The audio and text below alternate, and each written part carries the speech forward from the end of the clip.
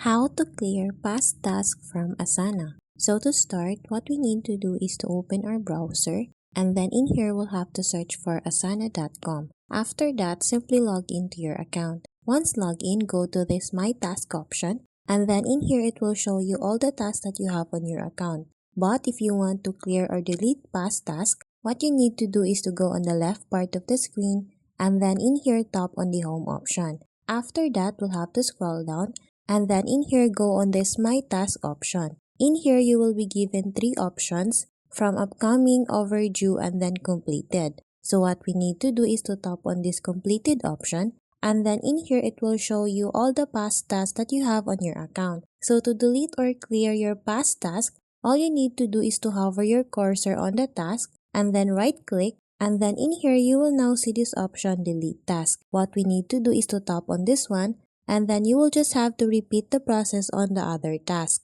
So that's how easy we can clear past tasks from Asana. Thanks for watching, and if you find this video helpful, please don't forget to subscribe, hit the like button, and then the notification bell so you won't miss any of our future videos. See you on the next one.